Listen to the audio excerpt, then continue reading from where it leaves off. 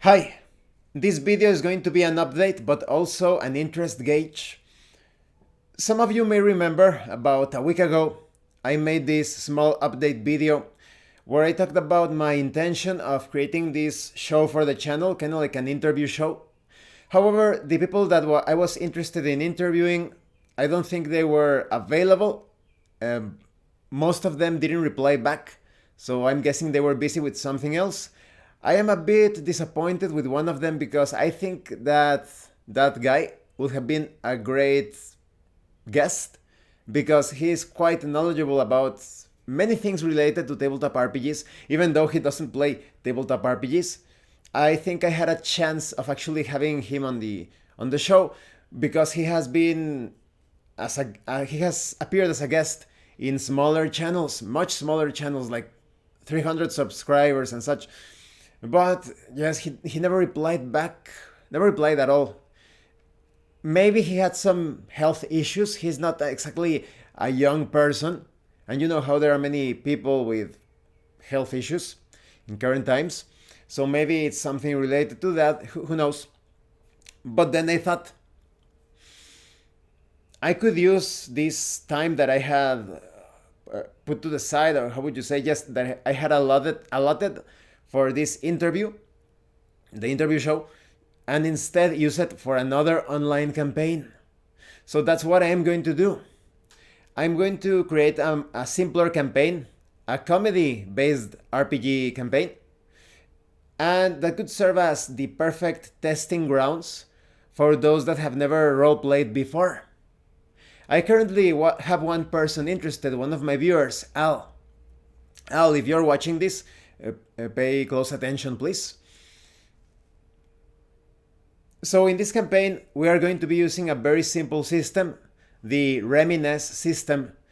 Very easy to use, to play. It's going to be like a NES, old 8-bit, 16-bit graphics sort of play. If you enjoy video games, I think you will enjoy this campaign, especially references to old school or the sorts of situations that you will encounter in an old school video game.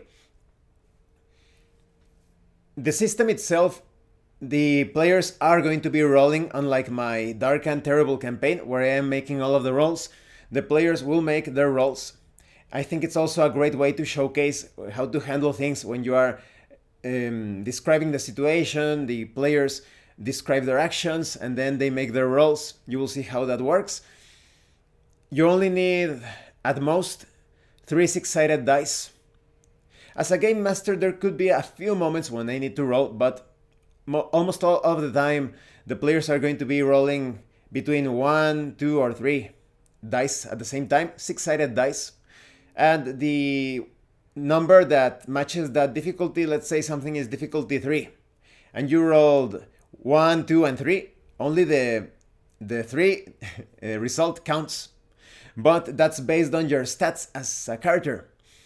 If your character has, let's say, 2 in a particular stat, you can only roll 2 dice. If you have 3, then you can roll 3 dice, but that's basically it. And you can boost your roll by burning your stats. So let's say you need to bash something and you want to make sure that you bash it well. You're not convinced that 3 dice are going to be enough. Then you make your roll and I will tell you it's a failure or it's a success. You have a chance to burn that stat to, instead of you have 3 of bash, it lowers to 2. Then you get to re-roll your dice. There are a couple of other ways on how to employ this burning.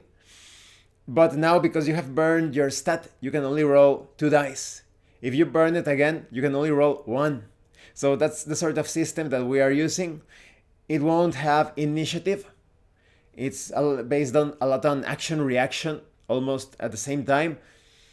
And the cool thing is that the basic premise is that you have this video game world.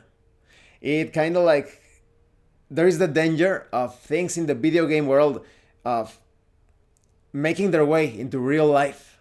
So the heroes, the characters, are going to try to stop that because the villains of the video games, of that video game, they are trying to conquer the world in real life. So it's up to the heroes to stop them.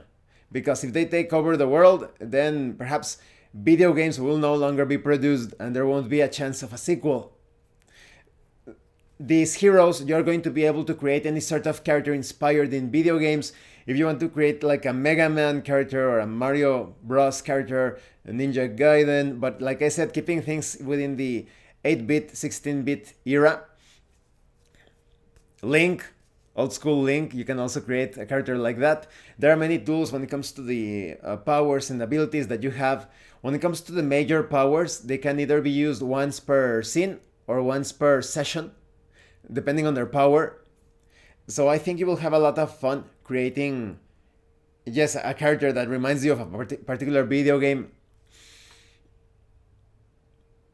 So when it comes to the interest gauge, the people that I am looking for in this campaign, it's going to be an action-packed short campaign.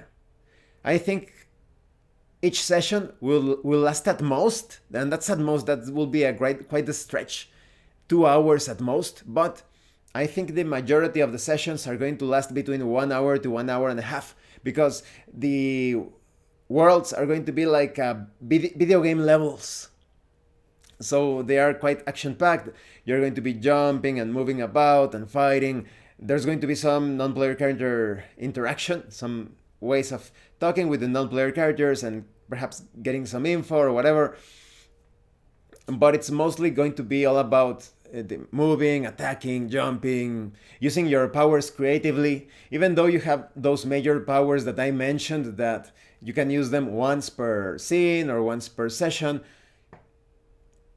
depending on the character that you are controlling. Maybe you created like a Link character, and if the hook shot is kind of like your main weapon, maybe you can use that creatively to interact with the game world without spending your special powers and such.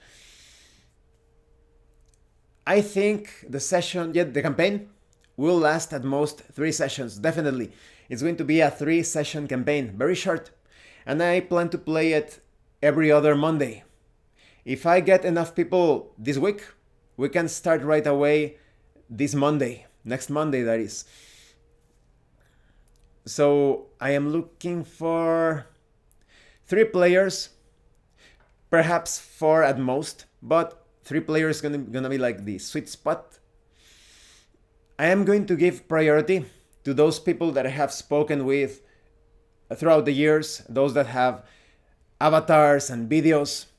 Like I said before, I value my time on the internet quite a bit, so I am not going to risk a session breaking down because I had this guy called Joe or John or Bill that they don't have an avatar, they don't have videos, like they have little to lose in terms of reputation online, so perhaps they ruin the session.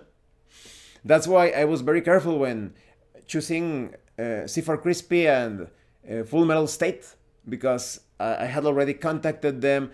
They have their YouTube channels, they have their image, their avatars and all of that, so you feel like as if they are actually invested, and I made the right choice, of course. So yes, if you find this campaign idea interesting, it's all about old school video games, please let me know in the comment section. Like I said, I'm going to be quite strict when it comes to selecting players, but definitely let me know in the comment section that, oh, I would like to play. I am looking specifically for role players. If you don't know about role playing, please check out the links in the description of this video.